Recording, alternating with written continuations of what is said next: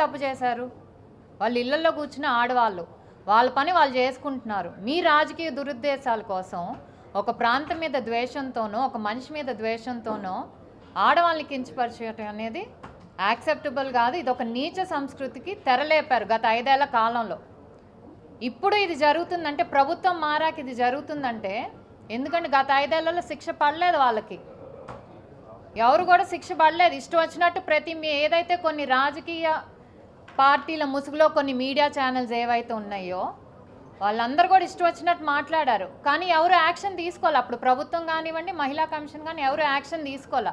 So భయం లేదు, మేమేమన్నా ఏం చేస్తారులే అనే భయంతో ఈరోజు ప్రభుత్వాలు మారినా కూడా ఇంకా ఇష్టం వచ్చినట్టు ఆడవాళ్ళ మీద దాడి చేయటం, లేకపోతే ఇలా మాట్లాడటం ఎంతవరకు సమంజసం? దానికి ఈరోజు కరెక్ట్గా రాష్ట్ర పోలీస్ యంత్రాంగం తీసుకున్న యాక్షన్ని మేమందరం కూడా అభినందిస్తున్నాం. ఎందుకంటే ఇంకొకడు మళ్ళీ బయటకు వచ్చి జర్నలిస్ట్ ముసుగులోనో లేకపోతే అనలిస్ట్ ముసుగులోనో ఇష్టం వచ్చిన, లేకపోతే ఫ్రీడమ్ ఆఫ్ స్పీచ్ అంట. ఏంటండి ఫ్రీడమ్ ఆఫ్ స్పీచ్?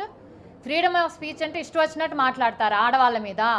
ఇదే మాట మీ ఇంట్లో ఆడవాళ్ళ మీద అంటే మేము ఫ్రీడమ్ ఆఫ్ స్పీచ్ అంటే మీరు ఊరుకుంటారా? ఊరుకోరు కదా.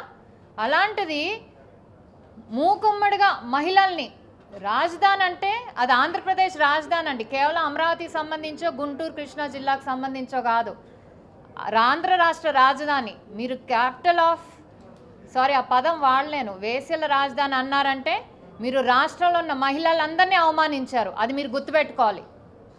పైగా అపాలజీ చెప్పారు. ఏం అపాలజీ చెప్పారండి? అది సిన్సియర్ అపాలజీ కాదు. ఏదైతే మళ్ళీ వచ్చి మీరు మీడియా ముందుకు వచ్చి ఏదైతే మాట్లాడారో అది సిన్సియర్ అపాలజీ, మనస్ఫూర్తిగా చెప్పిన క్షమాపణ అని మాకెవ్వరికీ అనిపించలేదు. పైగా ఇంకా వెటకారంగా మాకు ఫ్రీడమ్ ఆఫ్ స్పీచ్ ఉంది, దీన్ని వేరే ఛానల్స్ అందరిలో తిప్పి ఇంకా దాన్ని పెద్ద ఇష్యూ చేస్తున్నారు, వాళ్ళకి అమరావతి మీద ప్రేమ లేదా, పైగా క్షమాపణ కూడా చెప్పలేదు ఆడవాళ్ళకి. బాధపడ్డారంటే క్షమాపణ చెప్తాను, కానీ మా యాజమాన్యం బాధపడుతుంది మా వల్ల కాబట్టి వాళ్ళ క్షమాపణ చెప్తున్నా అంటే వాడు ఎంత అహంకారమో చూడండి ఆ ఛానల్ వాళ్ళకి. ఇది మహిళలు ఎవరు కూడా ఉపేక్షించకూడదు, తప్పకుండా వాళ్ళందరికీ శిక్ష పడాల్సిందే. అలాగే అంటే ఒక ట్వీట్ పెట్టే ఇన్సిడెంట్ జరిగింది, మొన్న జరిగిందండి. మొన్నటి నుంచి ఈ వీడియో వైరల్ అవుతుంది. ఇది మా నోటీస్కే వచ్చింది.